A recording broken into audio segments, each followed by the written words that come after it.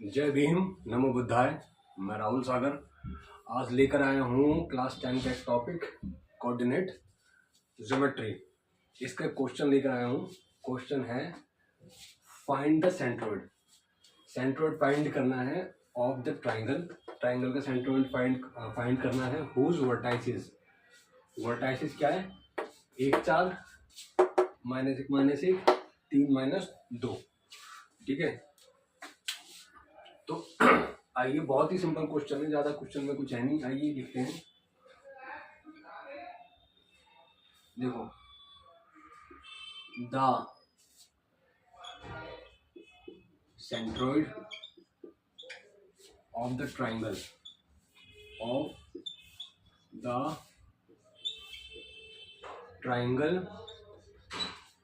With vertices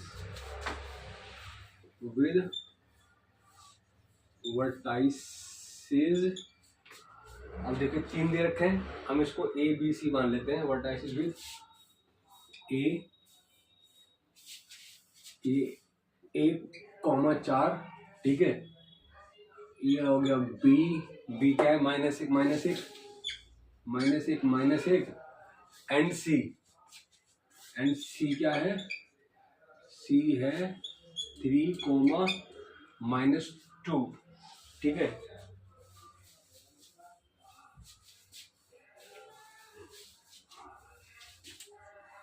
like as हम इसको लिख सकते हैं, मान के चलिए x1 x2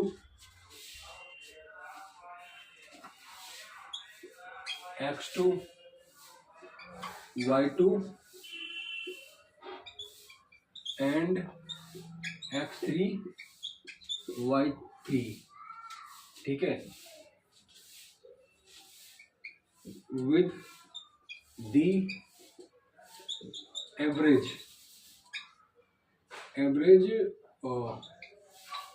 ऑफ कोऑर्डिनेट्स। ठीक है, ये क्या कोऑर्डिनेट्स है? Coordinates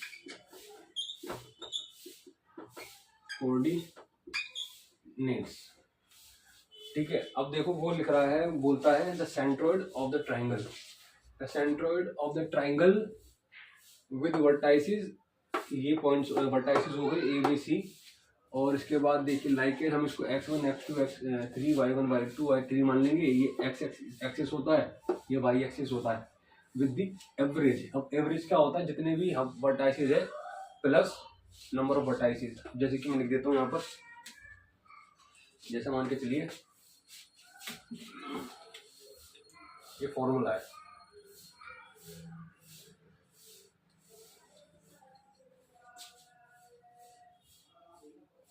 using centroid formula. क्या होता है इसका फॉर्मूला? मैं आपको बताता हूँ। मान लीजिए ये है, तो x1 + x2 + x3 3। ठीक है, y1 y2 y3 3। ये हो गया। ठीक है, अब देखो, अब x1 x2 x3 हमको सब गिवन है। इस क्वेश्चन में से ले लेंगे। देखिए ये x1 हो जाएगा। x1 क्या है हमारा? ये मैं लिख देता हूँ यहाँ पर गिवन। x1 कितना है? 1 है। y1 कितना है? y1 है 4। x2 कितना है? -1। x2 कितना है? -1। y2 कितना है? y2 है वो भी -1। इसी तरीके से x3 लिख लेंगे। x3 कितना है? x3 3 है और y3 = -2। तो ये है। ठीक है, अब उसके बाद हमने ये फाइंड कर लिया, ये दे रखा गिवन है। अब इसको हम सेंट्रोइड फॉर्मूला को यूज करेंगे और कहते हैं हम जो भी मतलब इसकी वैल्यू होगी, वर्टेक्सिस होगी, x और y दोनों की वैल्यू को फाइंड कर लेंगे। तो आप इसका स्क्रीनशॉट ले लो और बहुत ही इजी क्वेश्चन है, आप प्रैक्टिस करते रहिए। ज़्यादा डिफिकल्ट है नहीं, मतलब मैथमेटिक्स बस सारा प्रैक्टिस पे डिपेंड करता है। और ये टाइम होता है मेहनत करने का, नहीं करोगे तो बाद में बहुत खामियाजा महसूस होगा आपको, बहुत लगेगा कि शायद हमें पढ़ाई लिखाई कर लेनी चाहिए थी। तो मेहनत करते रहिए और अच्छा स्कोर करिए और मानसिक दबाव लेने की कोई खासी ज़रूरत है नहीं। और मैं कहूँगा कि बस आपको कंसिस्टेंसी बना के रखनी है, और जितना ज़्यादा प्रैक्टिस करते रहोगे मैथमेटिक्स तो उतना ज़्यादा बढ़िया रहेगा। और मैं एक बात ज़रूर बोलता हूँ आपको कि आप कोई भी सब्जेक्ट पढ़ रहे हो तो आप नोट्स ज़रूर बनाइए। नोट्स नहीं बनाओगे तो कुछ नहीं होने वाला, क्योंकि नोट्स बनाने के बाद जब आप एंड टाइम पर एग्ज़ाम के प्रैक्टिस करते हैं तो डेफिनेटली बहुत कम टाइम में बहुत बढ़िया आउटपुट आ जाता है। तो आइए इसका स्क्रीनशॉट लेके या फिर वीडियो पॉज करके देख लेना, या मैं इसके नीचे सॉल्व कर देता हूँ।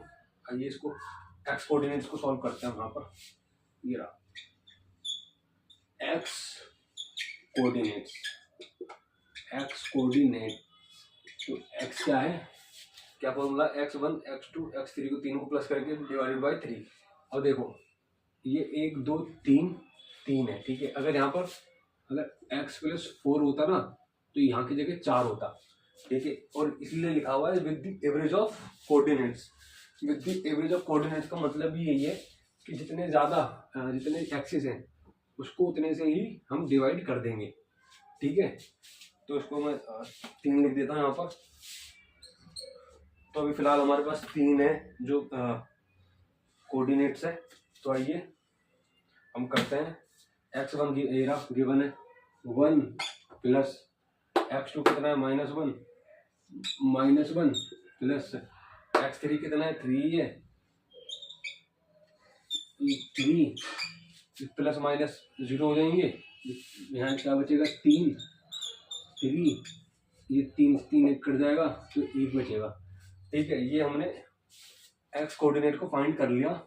अब इसी तरीके से हम जो y का कोऑर्डिनेट है उसको भी फाइंड कर लेते हैं। आइए बहुत इजी क्वेश्चन था ये, थोड़ा सा लेंदी भी नहीं बोलूँगा, काफ़ी बस आपको फॉर्मूला पुट ऑन करना है। वर्टाइसिस गिवन ही है आपको। तो जो इस टाइप के क्वेश्चन है बहुत अच्छे मार्क्स होते हैं इसके अंदर, सीधे रखे रखाए क्वेश्चन आते हैं। आपको कुछ नहीं करना, बस फॉर्मूला पुट ऑन करना है और उसके बाद आपको क्या करना है, सीधे आंसर फाइंड हो जाएगा और आपको बहुत बढ़िया मार्क्स मिल जाएंगे। और आइए लिखते हैं हम y कोऑर्डिनेट्स। y कोऑर्डिनेट्स वही है, इसका फॉर्मूला पुट ऑन करेंगे। y1 कितना है, y1 दे रखा है 4 प्लस y2 कितना है, y2 दे रखा है -1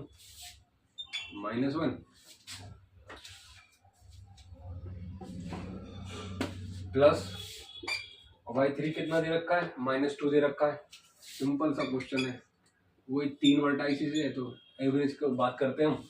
तो 3 है तो 3 से डिवाइड कर देंगे, 4 - 1 -2 3 4 - 3 3 1/3। अब या तो उसको हम ऐसे ही छोड़ सकते हैं, ठीक है, या इसको डिवाइड कर देते हैं। आइए डिवाइड कर देते हैं, या डिवाइड कर देते हैं। इससे 0 से जाएगा नहीं, पॉइंट लगा लेते हैं, यहाँ 10 बन जाएगा। 3 3 9, 1 बचेगा वही 0, 3 3 9 ये 0.333, ठीक है। तो ये y कोऑर्डिनेट फाइंड हो गया। तो हम लिख सकते हैं the centroid of the triangle whose vertices is क्या है, पहला तो 1 था 1 0.333 और 1 1/3। तो ये इसका आंसर है। तो काफ़ी इजी क्वेश्चन था, ज़्यादा कुछ था नहीं इस क्वेश्चन के अंदर। और आप इसी तरह से चैप्टर बाय चैप्टर प्रैक्टिस करते रहिए और जो एग्जाम्पल्स होते हैं उसको भी सॉल्व आउट कर लीजिए। बाकी एक्सरसाइज का कोई भी अगर मतलब मान लीजिए क्वेश्चन है जो आपसे सॉल्व नहीं हो रहा, तो आप मुझे कमेंट बॉक्स में बता दीजिए, मैं उसको कोशिश करूँगा कि आपके सामने अच्छी तरीके से पेश कर सकूँ। और मेरी यही कोशिश रहती है कि क्वेश्चन को इस तरीके से स्टेप बाय स्टेप बताऊँ, जिससे काफ़ी आसानी हो जाए आपको समझने में। क्योंकि अगर एक स्टेप भी मिस हो गया तो फिर वो ये कि मतलब ये पूरा स्टेप बाय स्टेप जाना पड़ता है। अगर एक स्टेप मिस है तो आपके मार्क्स भी मिस हो जाएंगे, आपका मार्क्स कट हो जाएंगे और आपको क्वेश्चन समझ में भी नहीं आएगा। तो आप स्टेप बाय स्टेप करने की कोशिश कीजिए। मैं भी ये कोशिश करता हूँ कि स्टेप बाय स्टेप करूँ और ज़्यादा से ज़्यादा आसान तरीके से आपको समझा सकूँ, ताकि आप एक बार पढ़ लो तो आपको वो माइंड में रहे। और इसी तरीके से धीरे धीरे जैसे जैसे आपका बेस बनता चला जाएगा मैथमेटिक्स में, आपके लिए उतना बेनिफिशियल होगा। आप मेहनत कीजिए, मैं भी मेहनत कर रहा हूँ और ज़्यादा मेहनत करूँगा, आप भी ज़्यादा मेहनत कीजिए। और अपने माँ बाप का नाम रोशन कीजिए। मेहनत नहीं करोगे, यही मेहनत करने का फिर बाद में पछतावा होगा, टाइम वापस लौटेगा। और मैं बस ये चाहूँगा कि आप अपना जो मतलब सराहना है बढ़ा के रखिए, गाइड करिए मुझको। अगर आप कमेंट, लाइक, शेयर करते हैं, को सब्सक्राइब करते हैं तो हमें और भी मेहनत का प्रोत्साहन मिलता है। तो आप अपना प्यार बना के रखिए और कोशिश कीजिए। क्योंकि ये जो चैनल है मैथमेटिक्स को लेके सिर्फ इसलिए नहीं कि मैथमेटिक्स सॉल्व करवाएंगे, अच्छे मार्क्स आएंगे, अच्छा आउटपुट आएगा, नहीं।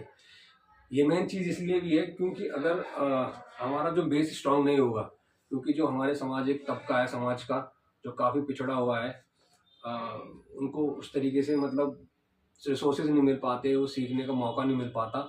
तो मैं यही कोशिश करता हूँ उनको दिमाग में रख के कि ज़्यादा मेहनत मैं करूँगा तो उतना आसान उनको हो जाएगा और उनका आउटपुट आ जाएगा। तो आप एक एक तरीके से कह सकते हैं जो दो भागों में विभाजन हो चुका है हमारे समाज का, तो जो दबाव तबका है उसको अच्छे से अच्छा रिसोर्सेज मिल सके, अच्छे से अच्छा कंटेंट मिल सके। और उसी कंटेंट की वजह से मैंने ये चैनल शुरू करा है, इसलिए आपका साथ चाहता हूँ। तो आप अपना प्यार बना के रखिए।